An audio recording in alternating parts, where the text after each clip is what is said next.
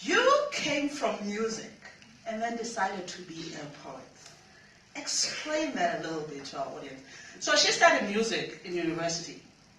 And that's why her vocals are just, you heard them, she's just like on point, like everything. Explain that. I didn't have natives. It didn't look. Huh? It didn't look. Yeah. What happened? Literally, it's actually, it may have a lot to do with a lack of community. Community is really important, actually, because I was abroad, literally. I didn't have natives. You think it's a joke, it's true. But poetry, the beautiful thing about poetry, actually, it way back in the past, I was out in Venda, as it turns out, watching a situation that defied music as I knew it until that point. And that was the beginning. Because, sometimes there was an avenue for music, there was an avenue of expression of like what I knew, this is what a song can achieve. But poetry was able to go, for me, beyond that, beyond the limitations of song as I knew it at the time. And also,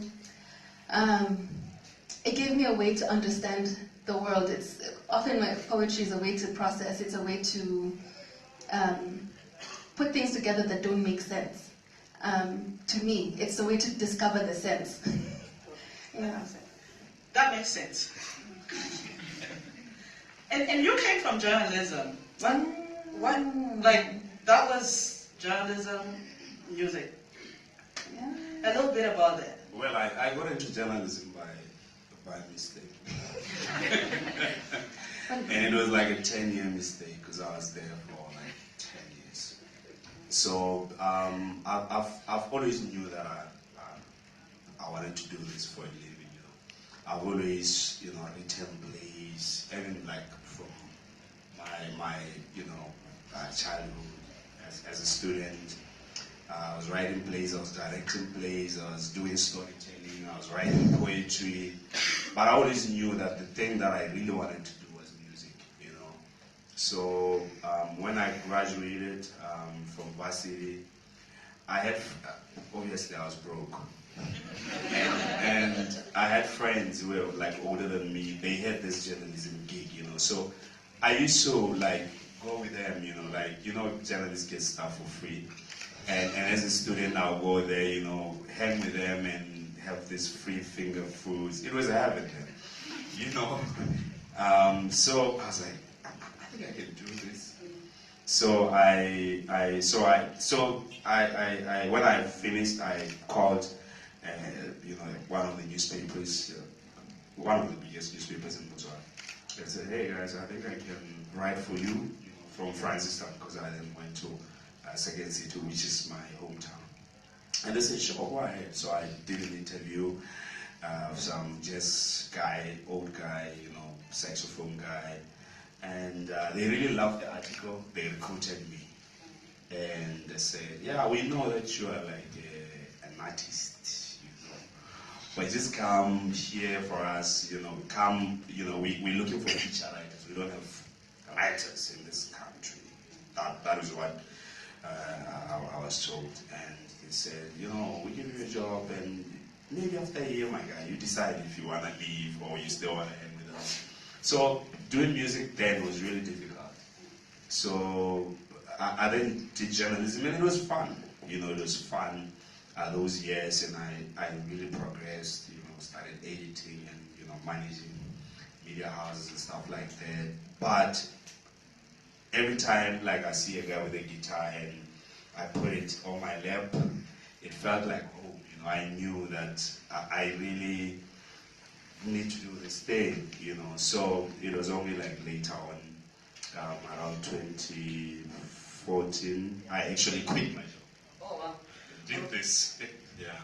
And you're doing it well, very well. So, But you're still somehow in media because you're on radio.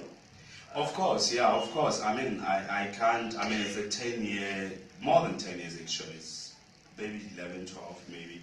I mean, it's not a history that you can erase, you know, even if you wish, because all your friends are probably doing that thing in one form or the other. So those are the kind of conversation you have, you know. An editor will call you and say, buddy, I got this thing here, you know, what do you think? You know, so I'm never far away from that, you know, although generally I'm just known as a musician, you know.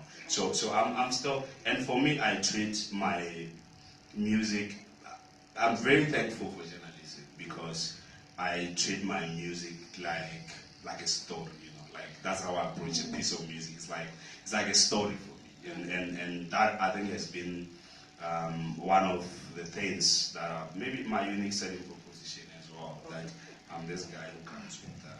So you just answered my next question, which I'll throw over to you as well because I was going to ask you the same question. How has your background affected what you're doing now in poetry, your music background? Well, not now, because we can see, but... How has my music background affected my poetry? Or has it? I don't know. Hold on, let me think. Well, it's... I'm really obsessed with the sound of things, you know, and maybe, and you know, in music, silence is as important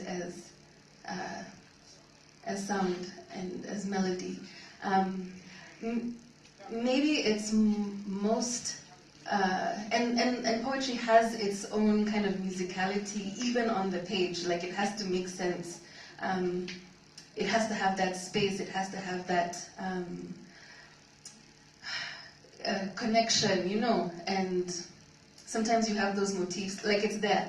But in performance, I feel like then it really kind of comes, I hope, because because then you're looking at, well, I look at the stage as a performance space and my voice as an instrument. I still think of my voice as an instrument. So when I'm doing a poem, live, then it needs to have that range. I try.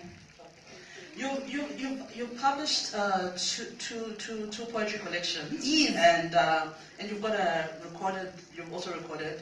But I wanted to check, one of the more interesting things is that a lot of poets that I've encountered, not just in Kenya but on this continent, generally don't publish. And I'd like you to talk about that. What led you to do it? You were like, you know what, I'll do it, or, you know. I'm really obsessed with memory.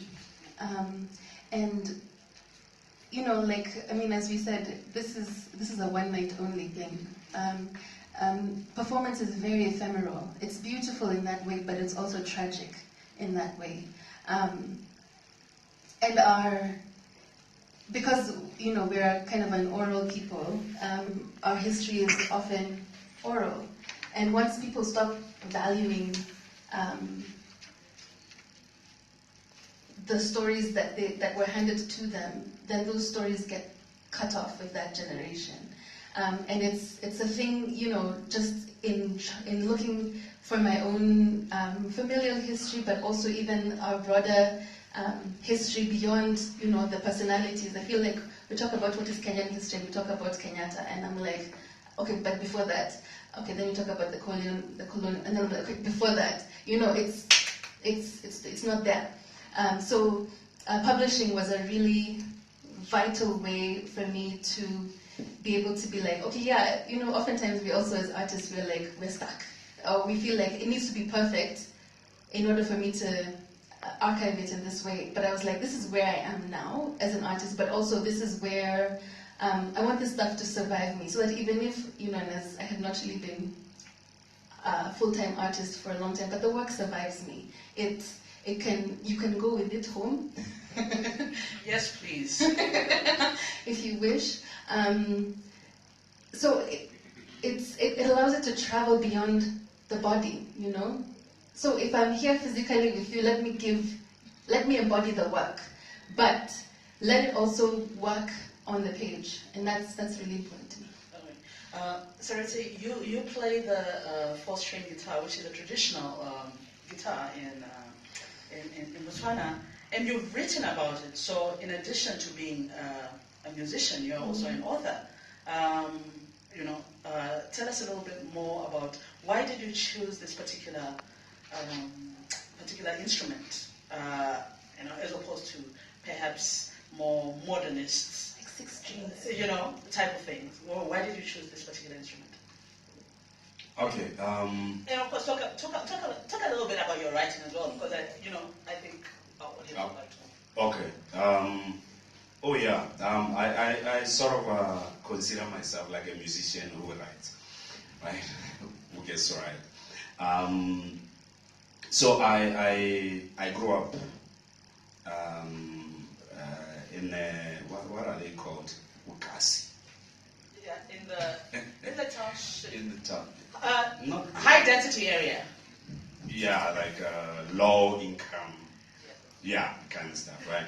So the first live music experience that I had was the guys with the 4-string guitar. They were playing from one shabin to the other. When other kids were like chasing, the pigskin on those dusty streets, whenever I had those strains of the 4-string, I would, find my way into those drinking holes, to check out those guys. And I really loved that music. I really loved it. And it was music that was made with 4 strings, and they have a different way of tuning it. And these are illiterate folk, right? But they knew how to work the sounds and make it really beautiful. So as a musician, when I was growing up, when I decided, I feel like there's something that I need to say as an artist. But I was looking for a sound, right? I tried everything, like I played like jazz, whatever. I played, a lot of stuff I did, especially while I was at university. But then, one point I was like, maybe I need to go back to the sound of my childhood, right? So when I got there, now with the knowledge that I had amassed, in terms of how music works, when I got to the 4-string guitar, it sounded like pure gold. It didn't sound like a lot of, it had a very distinctive sound. Yeah, so that's when I decided, you know what, I gotta stay here, and because it's really looked down upon, because it's played by head boys and a lot of illiterate folk out there in the countryside. So I decided, you know what, I'm gonna take this guitar and study it. So I did that. I sat down, mapped it out. It's an oral tradition. I mapped it out and said, this is how you tune it, just using the standard language of music, which I also learned from the study, by the way. And mapped it out, to say, these are the chords. Because those guys are just playing it, and for you to learn it, you have to follow them around. It's an oral tradition. You have to be there to learn it, there's no book. So I decided, a lot of the greats of this guitar style are dying, and they go with this intelligence, So I thought, let me ensure that our people really take to the style, make it accessible for them, especially for the youngsters, so that they can develop it further, grow it further. Because I already was seeing, even on YouTube, like the musicians in Botswana with the highest hits were the guys playing the 4-string guitar. There was a lot of interest internationally among guitarists and other scholars. So I thought, hey, this is the thing to do. So I've brought it somewhat to the mainstream. Now there's a phrase called, or a name called fostering guitar in Botswana, and people know what it is, you know, and it sort of made it fashionable because the music that I made through the guitar, which was not totally traditional, but it borrowed heavily from the traditional idioms, it became so popular, you know. So with it, the guitar as well. Then I've been going around the country, running workshops, doing international music conferences as well, you know, about the guitar. So that's another small part of what I do as well. A musician, an activist, and a historian. Both of you, one of the things that, when I thought about pairing you together, is the fact that the way you do your art, Ngwatilo, you have traveled through the country in Kenya, staying with different people, and you collected the stories, and it became poetry. And you, Sereetsi, you go and you do gigs all over Botswana with just different people in places where you're not known and stuff. I want you to talk about that, because a lot of people say, well, you know, art is not appreciated, but you too have done this thing where you actually bring the art to the people. Can you talk a little bit about that? Well, one of the things, just a little, because you know, when you're traveling around Kenya, you learn to know which NGO you're with, which government organization. So it was really hard to explain. I'm really just here by myself. Is that enough? So, and to get even to the space of like, this is, you know, I want to bring this poetry back to you. So, like I haven't, you know, it's not come all the way round. And there's more I still hope to do with it. But one of the things I would take around to people was kangas. Because, you know, there's always the little proverb or phrase. And I'm like, this is the poetry we wear as Kenyans. But we have to share what we do with people, like, if for no reason, so that we're not repeating the same ahistoricism and lack of oral what that we are suffering from, and we wish we had, you know. So, I don't know.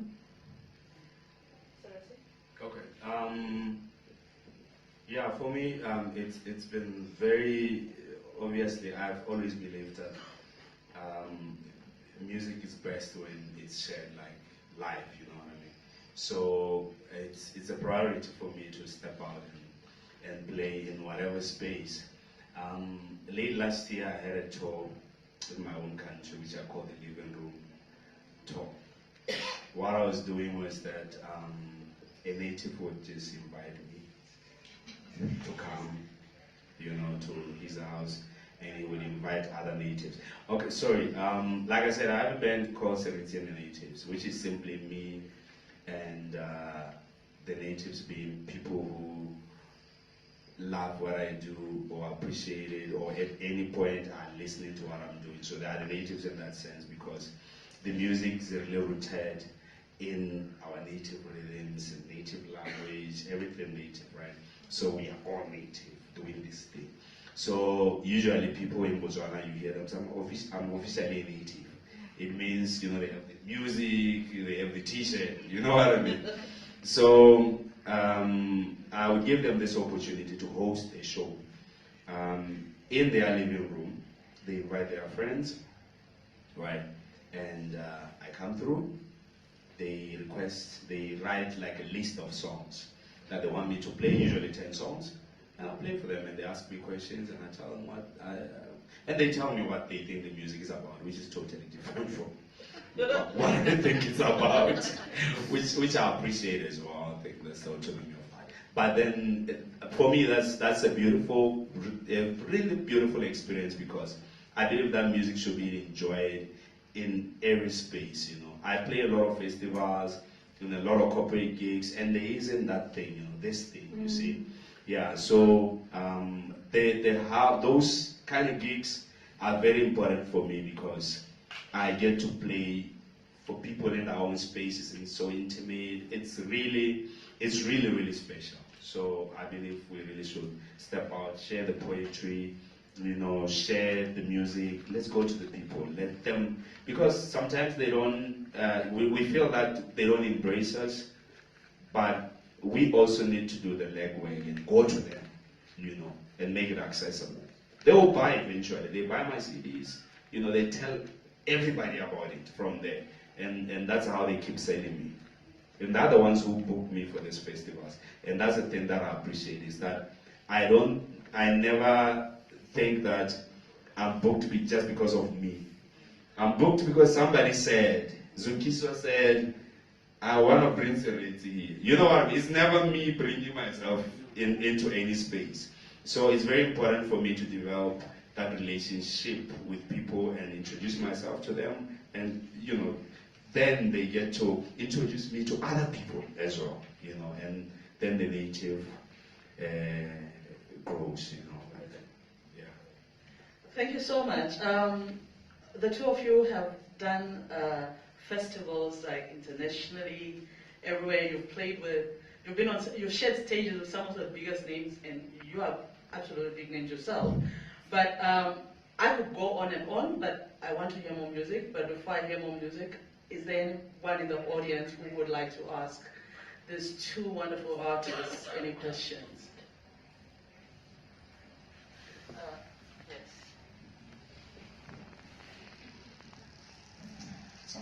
Okay, so I'm usually very, very inquisitive, but I'll keep my questions short. That would be lovely. So, first question is to Ngwatilo. Jina yako inamaanisha nini? Kwa sababu kwenye website yako I saw that there's what you wrote on the website and I still don't get the meaning. Second question specifically to you. Why coffee and macadamia in I think it was the second song, because I think that was too personal. That was too specific, coffee and macadamia. Why not? You get my question, right? Yeah. Okay. And then, so those two. And then for Sereetsi, I hope I said it nicely. Okay. So, do you only use that one guitar, the one you're holding right now, or do you use more? And I hope you remember this question. Second question is, what genre of music, what's the name of the genre of music from Botswana? Not the traditional kind of music, but the name of the modern music from Botswana that's from within Botswana, not influenced by foreign acts. Third question, again for you, is... Why are you finishing all the questions? I told you, I'm keeping it short. If I'd say more. What's the name of the four-string instrument? That's it. What's the name of the four-string instrument that you play?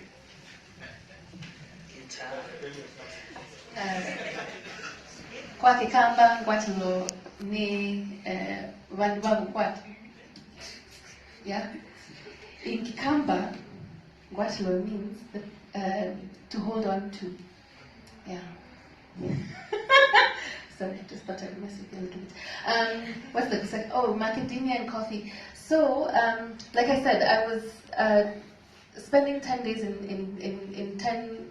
I never got to 10 because there was no money, but in particular places. So this was in Korweni that I was, and the shosho I was with had a farm with all those plants. She grew macadamia nuts, she grew coffee, she had cows, goats. The goats and the chickens were like the base, and then the other ones were like commercial. It's her story, and my work is very place specific. I don't know how else to say, and what is the point, if we're not going to be true, to ground the work in actually where it is and what it's for, because I could say apple trees and thistles, but who cares? Okay, I'll start with that question. Well, this is a guitar.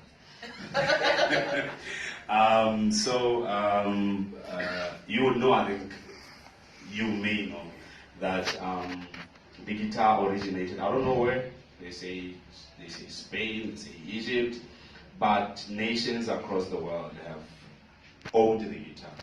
So there's the guitar, okay, this box and this piece of wood, but then there's the guitar, the sound of the guitar, right? So you would have Maskandi guitar, Zulus in South Africa, for instance, right? Or the Americans have jazz guitar and blues guitar, the Congolese have their soukous guitar. When you put it in the hands of a Congolese guy, it starts to speak Congolese, right?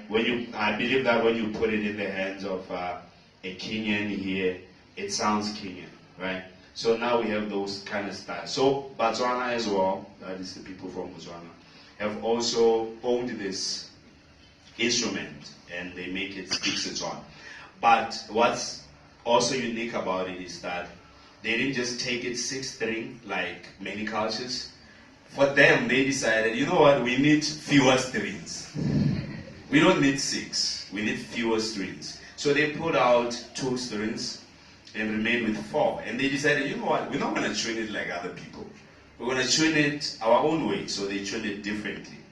And then it sounds like Botswana, you know what I mean? So it has its own unique sound. You know, there's a guy who plays it like this. His video was trending, and I think it's still trending. Fortunately, he passed away last year. People say he's a woman, but he's a man. Right? It's called Roedimipola. He plays in that tradition. If you go on YouTube and type Botswana guitar, you will see all those guys. They have millions of hits. That's traditional guitar style. But it's a guitar, so we've customized it to tell our story because it's a unique story. It doesn't need a system. What's the other question? That was it. Okay. That's all. Yes, there's a question right here in front. And then after that, I think I will allow these two to continue jamming because I think we're denying ourselves. Okay, so I have questions for both of you.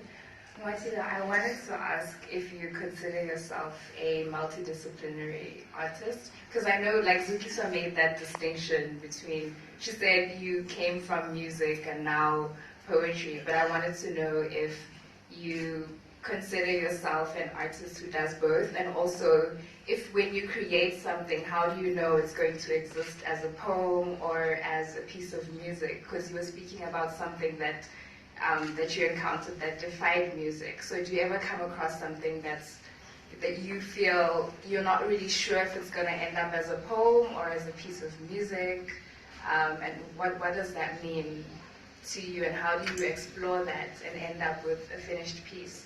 And to you, Sereetsi, that the song Rubala Borokwa, like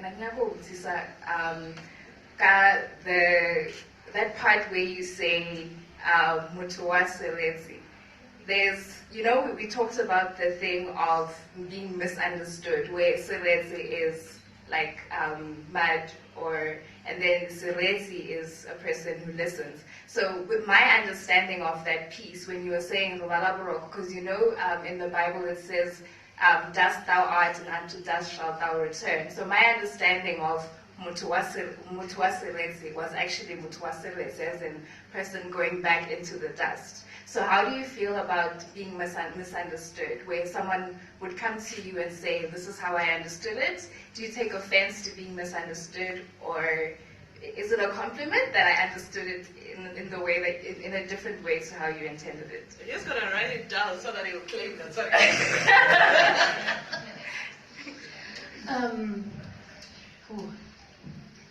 I don't know often.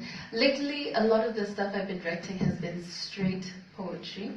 And then, sometimes somebody calls Zukiswa and will be like, yeah, you're going to do a gig with a guy. Yeah, it's going to be great. And then you're like, okay.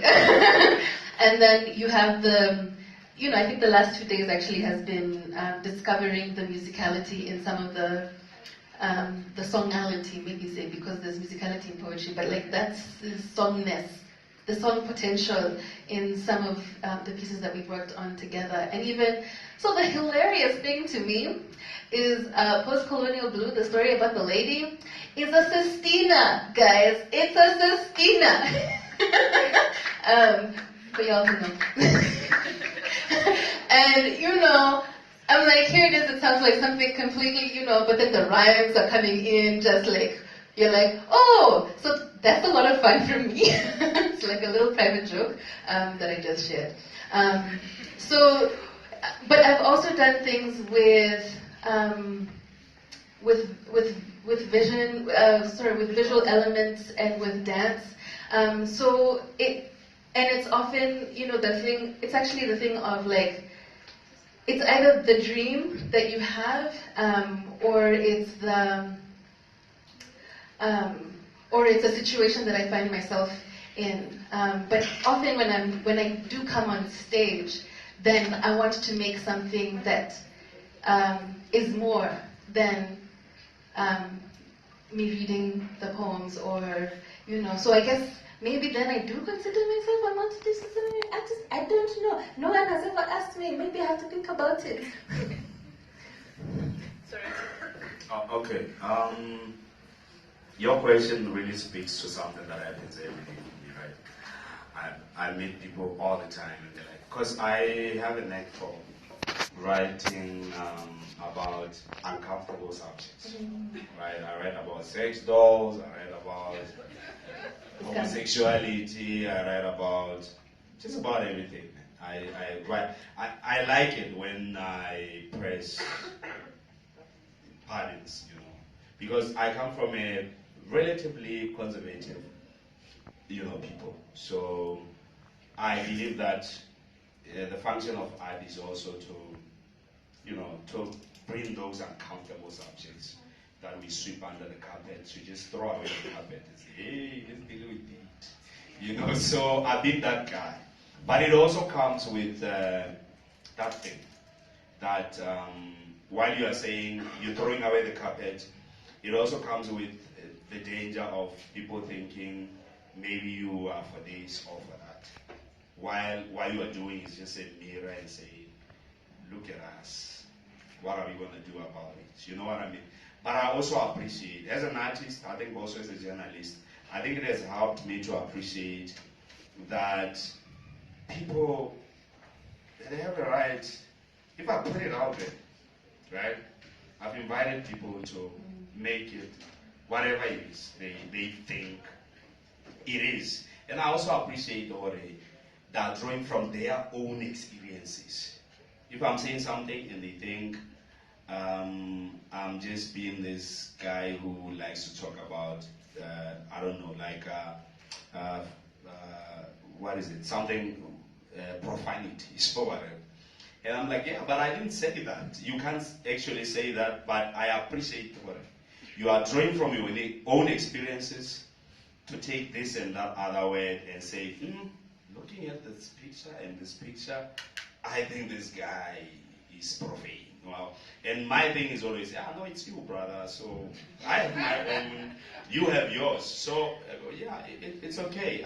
And for me, I also respect that, because it means that you are engaging with my work and creating, constructing meaning as well as you engage with it. Because for me, and it's also important that, like I have a song that is very, very popular on like about a guy who wants to marry a guy, which I'll play soon. And I found that people think they're talking about a song. You know what? They're talking like in public transport. They think they're talking about a song. And I know they're not talking about a song. They're talking about the homosexuality question. They're discussing it. And I think that's also a function of art. You know, because a song, it makes it easier for people to think it's a song.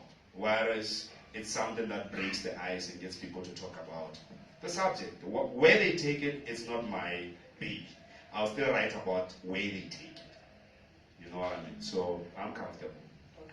And on that note, also congratulations on the whole new law in Botswana. On that note, I will let the two continue.